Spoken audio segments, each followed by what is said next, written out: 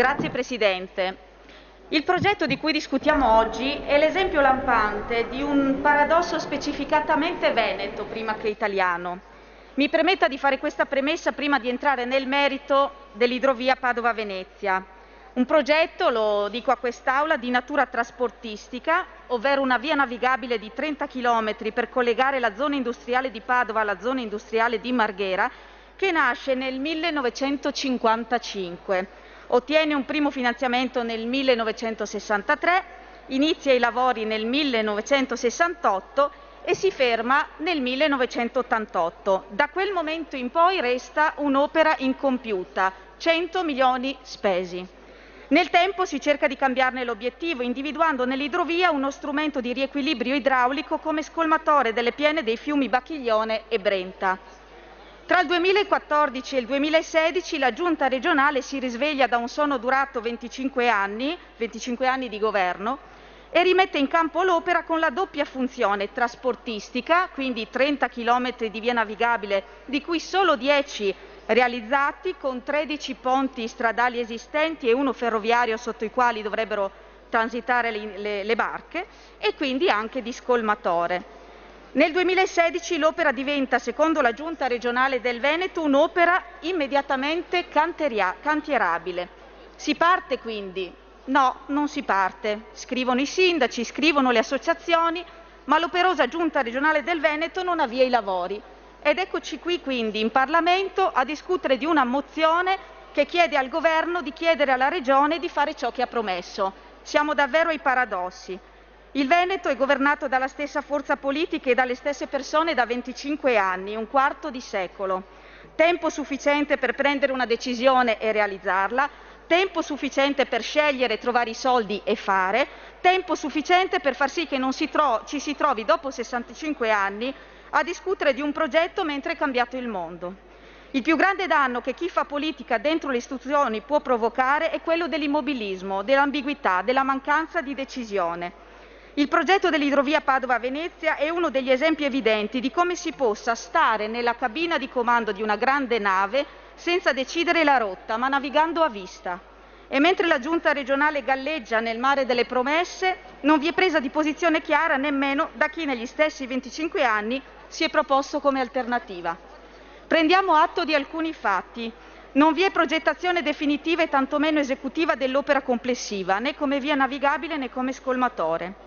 I monconi di opere realizzate e abbandonati oggi sono inutilizzabili così come stanno, e in alcuni bellissimi luoghi della riviera del Brenta tra le ville venete sono situazioni di degrado sui quali è necessario intervenire.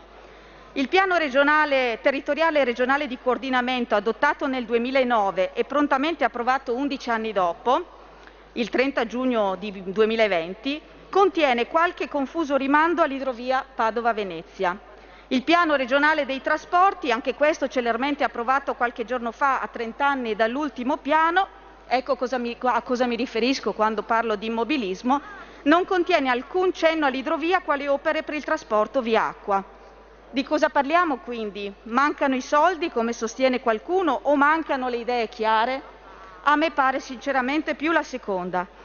Non credo siano necessarie molte altre parole sul valore trasportistico dell'opera, se la stessa Giunta regionale del Veneto non la inserisce nella programmazione.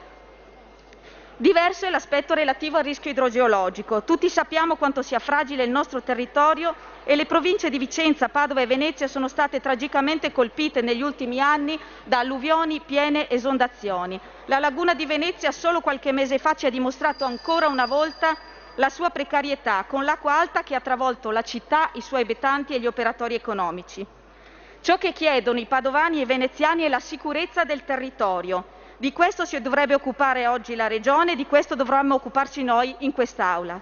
Il canale scolmatore è fortemente voluto in alcune zone del nostro Veneto perché in esso i cittadini vedono una soluzione alla paura di finire ancora una volta sott'acqua, di perdere tutto se non addirittura la vita. Non ci sono bandierine da sventolare. Dopo 25 anni ci sono decisioni da prendere. Serve una programmazione specifica, progetti esecutivi e parole chiare ai veneti. Vanno verificati puntualmente gli standard di sicurezza idraulica dei bacini complessivamente coinvolti. Vanno verificati gli effetti ambientali della diversione delle piene nella laguna veneta. anche in condizioni di piena straordinaria e con la chiusura delle bocche di porto per attivazione del Mose.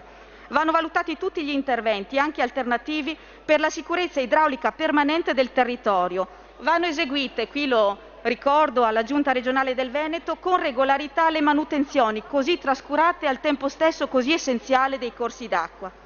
Il rischio idrogeologico del Veneto quindi va affrontato con serietà e determinazione. Lo sport della lamentazione sui soldi non funziona più. C'è un governo che qualche anno fa aveva istituito una struttura di missione, si chiamava Italia Sicura, e aveva incominciato a distribuire risorse per l'avvio di cantieri immediati in questo Paese e soprattutto nel nostro Veneto. E c'è un governo che appena entrato in carica, a guida leghista, l'ha tolta. Qui non serve aggiungere altro, non servono altre parole di chiarezza.